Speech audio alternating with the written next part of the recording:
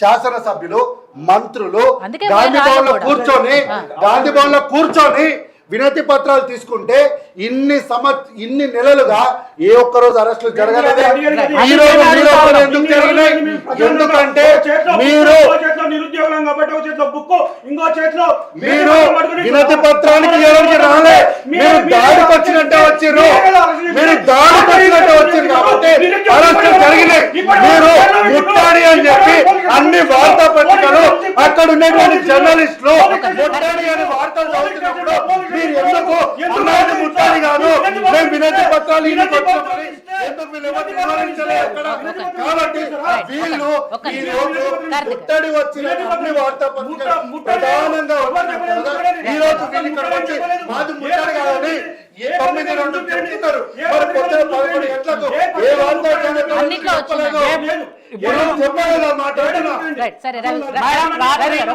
రాత్రి 12 గంటలకి జనార్దన్ గారిని అరెస్ట్ చేసిరు. దాడికి వచ్చినట్టు వచ్చిర్రు, అందుకని అరెస్టులు చేసిర్రు అంటారు కదా. నిన్న నైటే జనార్దన్ గారిని అరెస్ట్ చేశారు. ఏ ఛానల్లో ముట్టడి వేశారు కాబట్టి నిన్ననే అరెస్ట్ చేశారు. ఇంకోటి, ఆ రోజు నేను ఇక్కడ మాట్లాడినప్పుడు ముట్టడి అని అంటే అక్కడ ఉన్న నిరుద్యోగి నన్ను కరెక్ట్ చేశారు. మీరేనా రోజు అన్నది ముట్టడి కాదు మేడం, అది వినతి పత్రాలు ఇవ్వడానికి వెళ్తారు. ఆ రోజు మీరు ఉన్నారు, మరి మీరెందుకు చెప్పలేదు వాళ్ళకి? వాళ్ళది ముట్టడి కాదు, మీరెందుకు చెప్పలేదు? ఆ రోజు ముట్టడి కాదు వాళ్ళు చేసేది. ఆ రోజు నేనే డిబేట్ లో ఉన్నాను, ఆ రోజు యాంకర్ తప్పు చెప్తేనే వాళ్ళు చెప్పారు అని మీరెందుకు చెప్పలేదు? మీరు కూడా ఫీల్డ్ లో వాళ్ళు ఉన్నారు. పక్కన ఉన్నటువంటి ఎవరు చెప్పారు? వారి పక్కన జర్నలిస్టులు దాని పైన ముట్టడి జరుగుతుంది నిరుద్యోగులు వాళ్ళు వార్త టెలికాస్ట్ చేస్తున్నప్పుడు వారు వెంటనే సరే ముట్టడి కాదు, మేము వినతి పత్రం మీడియానికి వచ్చినామని చెప్పి వెంటనే ఎందుకు వాయిస్ అంటే అక్కడ వాళ్ళు ముట్టడని వేస్తున్నారు కాబట్టి పోలీసులు అప్పటికప్పుడు అలర్ట్ అయ్యి అయ్యో ముట్టడికి వచ్చారు, దాడికి వచ్చారు అని అప్పుడప్పుడు డిబేట్ లో ఎవరో నేను ఇదే వేదిక పైన మీడియా సాక్షిగా బీఆర్ఎస్ అయితే ఆయన బీఆర్ఎస్ పార్టీ తరఫున ప్రచారం చేస్తే నిరుద్యోగ కదా ఈ రోజు అడగకూడదా మిమ్మల్ని? నేను అదే అంటున్నాను. 2000 ప్రశ్న అడిగిన దయచేసి నా ప్రశ్న సమాధానం చెప్పలేదు. నేను అందుకే ఒక్క నిమిషము, నేను 2014 నుంచి 2022 వరకు తెలంగాణ రాష్ట్ర ప్రభుత్వం వేసినటువంటి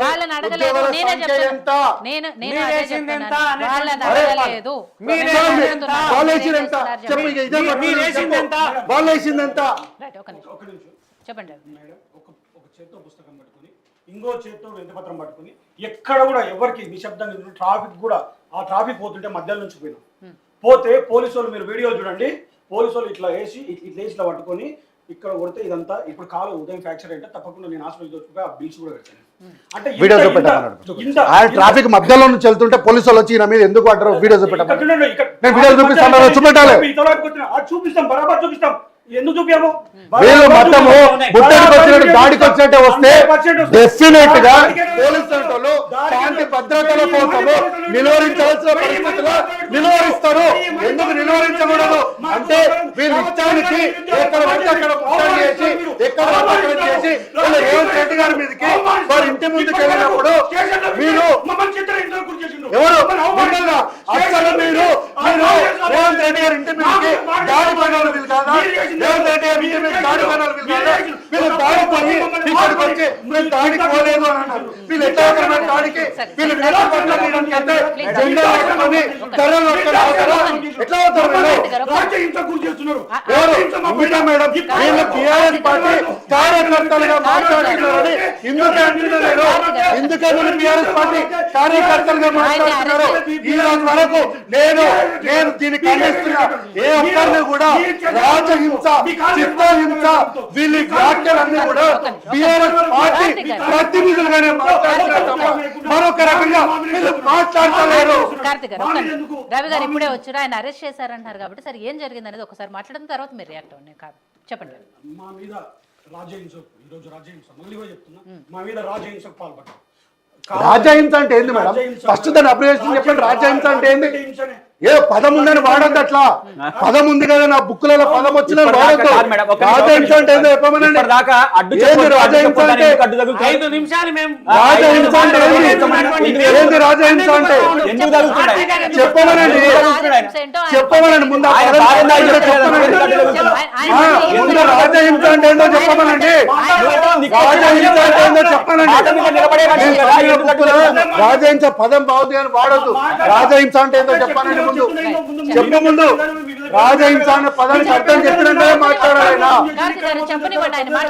మేము మోసం చేయలేదు. ఇప్పటికి కూడా మేము మీతోనే ఉన్నాం. మీరే పక్క పార్టీ మాటలు విని వారు పంచన చేరి ఈ రోజు కాంగ్రెస్ పార్టీ 10 నెలల ప్రభుత్వం మీద మీరు ఉద్యమం చేస్తున్నారు. మేము ఈ రోజు ప్రజలకు మంచి చేయడానికి కంకణం కట్టుకొని ప్రభుత్వాన్ని ముందుకు తీసుకొని వెళ్తుంటే వారు రాజహింస అంటే అర్థమైంది చెప్పండి. రాజహింసకు అర్థం చెప్పానండి ముందు. మీరు రాజ్యము మా మీద హింసిస్తుంది కాబట్టి దాని రాజ్యహింస పదం ఉంది కాబట్టి దాన్ని ఇట్లాంటి ఎట్లా వాడద్దు. రాజహింస అంటే ఏందో వివరించాలి ఆయన ఫస్ట్. రాజహింస అనే పదం అన్న వివరించమనండి, లేకపోతే పదం వెనక్కి తీసుకోవాలి. లేదు, ఎందుకంటే మీరు బీఆర్ఎస్ పార్టీ ట్రైనింగ్ లో ఉన్నారు కాబట్టి. ఈ రోజు BRS party social media meet పెడుతుంది. ఇందులో వీళ్ళందరినీ భాగస్వామ్యం చేస్తుంది. వీళ్ళందరికీ ఆర్థిక పరమైనటువంటి అంశాలలో వీరికి అండదండలు అందిస్తున్నారు. వీరి కేసులకు కానీ వీరి అనేక విషయాలకు బీఆర్ఎస్ పార్టీ వీరికి అండదండలు ఆర్థికంగా అందిస్తుంది. ఉట్టిగా నేను మాట్లాడను. ఎప్పుడు ఉట్టిగా మాట్లాడను. నేను ఉట్టిగా మాట్లాడను.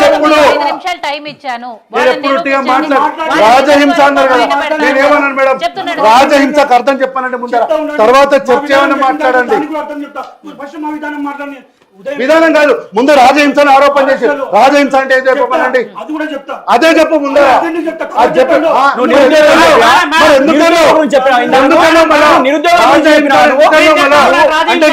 పదాలు ఉన్నాయని ఏ పదమంటే రాజహింస అన్నారు. ముందు రాజహింస ఏంటో చెప్పమనండి. బుక్కుల పదం ఉంది, పదాలు తెలుసు కదా అని ఏ పదం అంటే ఆ పదం అనేస్తారా? ఇప్పుడు గంటన్నర నుంచి మీరు మాట్లాడుతున్నారు కదా, నోటిఫికేషన్ గురించి అడిగారు, చెప్పారా మీరు ఆన్సర్? చెప్పిన నేను మేడం వాళ్ళ ప్రతి ప్రశ్న సమాధానం చెప్పిన.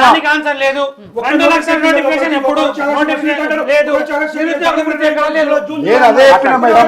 11x2 మీరు ప్రయాణయ్యారు కానీ ఇప్పుడు 14 నెలల ప్రభుత్వం నిజాయితీగా ఉన్నాడు కదా, మరి ఆయన ఎందుకు చేస్తున్నారు? మీరు ఆగమన్నప్పుడు 5 నిమిషాలు ఆగమంటే మీరు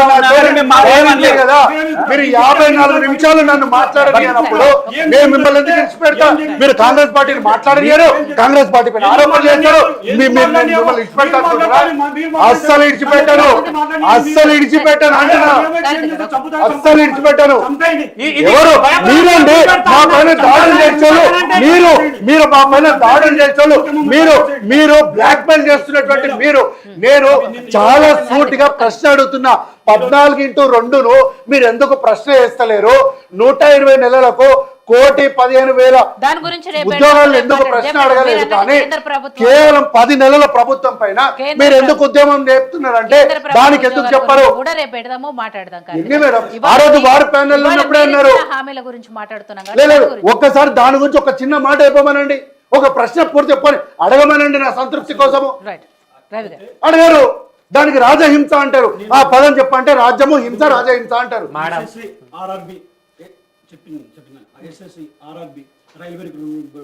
ఇంకా మిగతా ఉద్యోగాలు అసలు ఇప్పటివరకు ఏనేలేదా? కేంద్ర ప్రభుత్వం ఏలేదా? అసలు ఏనేలేదా? ఏలేదని మీరు చెప్పండి. ఎన్ని సంవత్సరాలు కేంద్ర ప్రభుత్వం వయసు? కేంద్ర ప్రభుత్వం వయసు ఎంత? కేంద్ర ప్రభుత్వం యొక్క రవి గారు, కార్తిక్ గారు అడిగేది ఏంటంటే వాళ్ళు సంవత్సరానికి 2 కోట్ల ఉద్యోగాలు ఇస్తామన్నారు కాబట్టి 11 సంవత్సరాలు అయింది. 11x2 వేసుకున్నా కూడా 22 కోట్ల ఉద్యోగాలు రావాలి. మరి వాటి గురించి ఎప్పుడు ఎందుకు అడగట్లేదు? మీరన్నా ఆ నోటిఫికేషన్ వేసారంటే అప్పుడప్పుడు వేసి ఉండొచ్చు. అది ఎన్ని సంవత్సరాల తర్వాత వేసారు అనేది కార్తిక్ గారు అడుగుతున్నారు. కేంద్ర ప్రభుత్వ ఉద్యోగులకు టైం టేబుల్ ఉంటుంది. ఆ టైం టేబుల్ ప్రకారం వాళ్ళు నిర్వహిస్తారు. యూపీఎస్సీ నుంచి తీసుకున్న రైల్వే రిక్రూట్మెంట్ బోర్డు వరకు అన్ని టైం టు ఒక్కసారి నాకు ఒక్కసారి ఇస్తారు మీ ద్వారా ఒకసారి నేను చూడొచ్చా దాన్ని వారు చూపిస్తున్న పేపర్ ఒక్కసారి చూడొచ్చా అది హాల్ టికెట్ అది హాల్ టికెట్ ఒక్కసారి మీ ద్వారా తీసుకొచ్చా నేను తీసుకోండి. చెప్పండి రవి. దానికి ఒకటి ఉంటుంది. అయితే ఏమైంది మేడం అంటే dated madam 12 August 2025 KCR madam వాళ్ళు 2014 వచ్చారు అధికారంలోకి. ఒక్కటెట్లే ఇది each and every year జరిగే ప్రాసెస్ అన్న. ఈ రోజు each and every year అయితే తెలంగాణ ఇప్పుడు 2 కోట్ల ఉద్యోగాలు ఇచ్చిండ్రా ప్రతి సంవత్సరం వాళ్ళు. ఇప్పుడు మేము పేటెంట్ వాళ్ళ తరపు నుంచి ఉంచుకోవడానికి రాలేదు. మీరే మోసం అంటే ప్రభుత్వం అది ప్రభుత్వం కదా ఎందుకు అడగట్లేదు అని ఎందుకు అడుగుతలేరు వాళ్ళని కేంద్ర ప్రభుత్వానికి గాంధీ భవన్ ముట్టడిపోయారు. సరే ఈ రోజు గాంధీ భవన్ వినతికి వచ్చారు కదా బీజేపీ పార్టీ వినతికి పోండి 11 ఏళ్ల నుంచి పద వెళ్దాం. కదా, 14 నెలల పద వెళ్దామన్నా బీజేపీ వస్తారే ప్రోగ్రామ్ పెట్టి మళ్ళీ అనౌన్స్ అయ్యే ప్రోగ్రామ్ అనౌన్స్ రండి, వెళ్దాం. వస్తారని అనౌన్స్ అయ్యే ప్రోగ్రామ్ కూడా రమ్మని వెళ్దాం అంటున్నారు కదా, ఇవాళ గాంధీ భవన్కి ఎవరు రమ్మంటే పోయారు మీరు? ఆహా ఇప్పుడు మేము వెళ్తా ఉన్నాం, అన్న చెప్తా ఉన్నారు కాబట్టి చెప్తా ఉన్నా.